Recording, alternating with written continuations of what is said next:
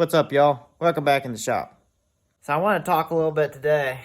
It's going to be mostly a talking video about simple automotive diagnostics. And this is strictly electrical is what I'm focusing on today. And there's a lot of different tools that help with this. And there's a lot of different theory behind electrical diagnostics. But really, it's quite simple most of the time. And there's always going to be that time where you got that module that's bad, or you got that wire that's has an open circuit and you just can't find it and all that. I mean, that's just going to happen. But I'd say 9 times out of 10, it's a simple issue. And if you're persistent at it, you'll find it.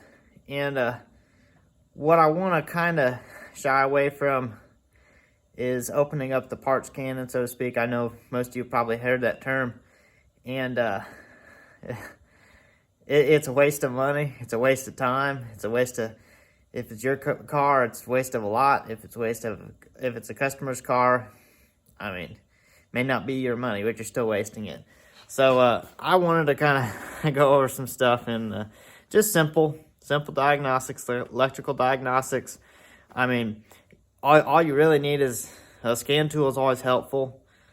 Voltmeter, digital or multimeter. A lot of times you need ohms in that. But man, most of the time you could just say you got a bad ignition coil, you got a misfire code, something like that. It could be as simple as just swapping the coils around. That's a lot of steps that people just miss. I mean, there's a lot of people get a P303 or whatever, misfire number 3.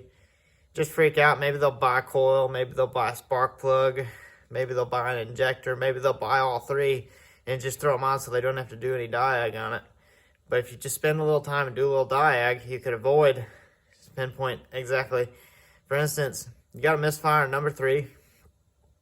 So, swap your coil first. Swap it to, I normally do 1 cylinder in between, so I don't swap it to the next one right next to it. I go to the next one, or 2 away from the cylinder that has the miss, and swap that coil, see if it follows it. If it doesn't follow it, then swap the plugs, same cylinders, see if it follows it. If it doesn't follow it, you know it's not the plug or the coil, and it could be an injector. If you don't have an injector circuit code or anything like that, a lot of times it's a little harder to swap an injector. But most of the time, it's not too bad. You pull the intake off, swap one. And injectors nowadays are pretty cheap. I mean, if you determine it's not a coil, you might throw a compression gauge on it, do a quick compression check. If that checks out, throw an injector on it. No big deal. But, I mean, there's a lot of stuff. You could check for a circuit code. Just a basic scan tool will check that. Live data scan tool is always helpful, but not everyone has one of those. And a lot of you guys working at their shop at the house or whatnot, and you want to avoid spending a outrageous amount of money, you want to diagnose and figure out what the issue is first. But, I mean, I guess today I'm focusing more on engine control diagnostics, because there's a lot of electrical stuff that can get into a nightmare of trouble. And I don't really want to focus on all that here today, more just engine control stuff. But, I mean, you got your mass air, you got your map sensor, you got your injectors, your coils, your knock sensors, timing, you got cam, position. Most of the time there's 4 of them, depending if how many cams it's got. 4-cylinder might only have 2, or maybe even 1, depending on how old your vehicle is. You got a crank sensor, and all that different stuff. I mean, for instance, you got a crank sensor code. Do you have RPMs? Are your RPMs reading? If your RPMs aren't reading, generally your crank sensor's bad. Now you always got that 10% chance or whatever that your wires are broke. Visual inspection is a great way to just check.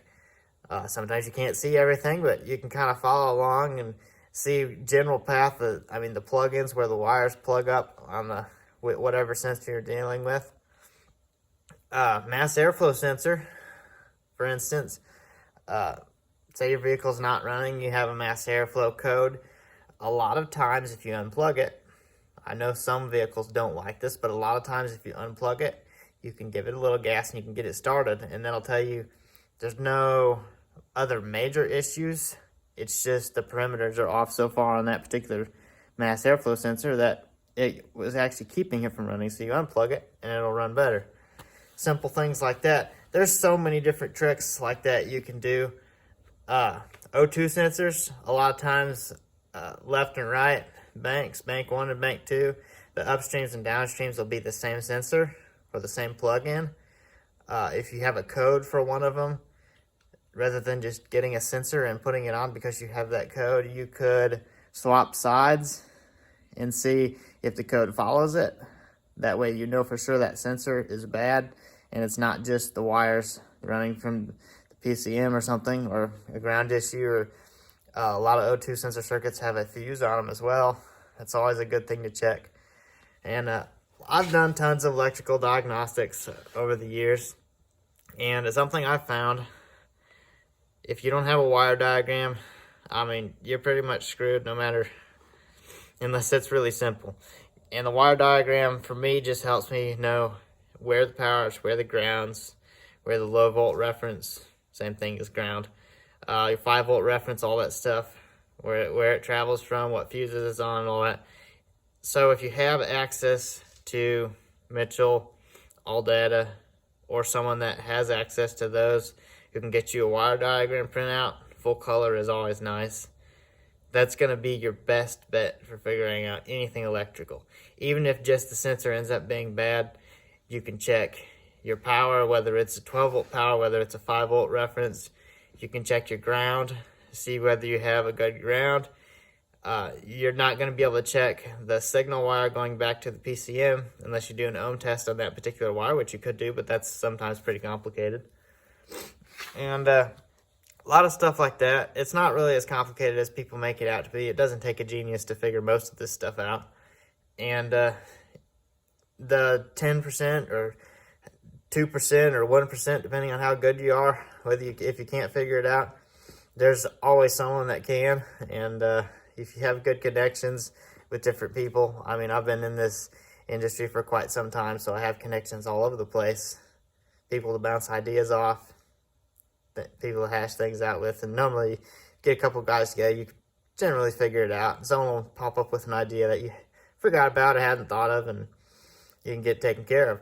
But it's really simpler than most people make it. And there's so many techs out there, rather than taking the time to use the brain a little bit and put that effort in to do a little diag, it might only be 30 minutes worth, they'll just, I mean, I've heard this term for years, open up the parts can and blow a bunch of parts out, spend a bunch of money. And it's crazy. I mean, you can't just put 10 sensors on a car because you have one issue. I mean, some people do it, but heck no, that's crazy. But we need to get into a better routine of diagnostics. And I hope I can provide a little information to further your knowledge and help you out on some of these projects that seem more complicated than they really are, because most of the time that's the way it ends up being. But it's not as complicated, and people are afraid to use their brain, or maybe they're just afraid to put a little extra work in. But if you can put in 30 minutes worth of work and save $300, whether it's your money, whether it's a customer's money, if it is a customer's money, charge them for the extra labor. You can charge them double the labor, and they'll still be happy that you put that time in and saved them that money. I mean, there's so many things that so many guys look over, and in my opinion, there's way too many parts changers out there. We need to get more into the knowledge of it and understanding the theory of how cars actually run and work, and what these sensors are actually doing, what these wires are actually sending signals to. And if we can kind of get that in our heads a little bit better, we'll get so much farther as techs. And I've been focusing on this for years, just really grasping the theory. I mean, you got EVAP, solenoids, you got purge valve up on the motor, you got a vent solenoid back by the tank, you got fuel pumps. Some vehicles have 2 or 3 fuel pumps, sending units. You got MAP sensors, mass airflow, O2 sensors, NOx sensors, all this stuff. And we just really need to dig in and really think about, what do all those different sensors do? What part do all those play in the running of the motor? And if you can grasp that and get that wrapped around your head and figure out what all those do, it'll make the world of diagnostics so much easier. I mean, say you got a vehicle that's running rich. You got codes for, say you got rich codes. I mean, there's only a few things it could be. I mean, you got to narrow it down one by one and figure it out. I mean, your purge valve could be stuck over, and that's a common Ford problem, where it sucks really rich fumes from the fuel tank and you get a bunch of rich codes. You could have a bad upstream O2 sensor. It's telling it to put too much fuel into the motor, and then the downstream O2 sensor is reading rich. You could have a bad mass airflow sensor that's saying it's moving more air than it is, so it's trying to compensate by adding more fuel. MAP sensor could play a part of that too. There's so many different things like that, and if we can just grasp the theory of how these motors and how the computers are controlling them and what data they're pulling from what sensors to do what, yeah, it'll make it so much easier in our diagnostics skills. And anything like that. I mean, if you ever have any questions or anything like that, hit me up. Back in the shop, man. I'm always around. You can get a hold of me pretty easy, and that's the whole reason I put out these videos, to kind of help get some information out there and further the careers of whoever wants to watch them. And that's why I focus so much more on the creative side of building things versus everyday work on vehicles. But I've been noticing so many parts changes, like I said earlier, that don't really further their skill any. And I don't know if it's because they're just content to just change parts.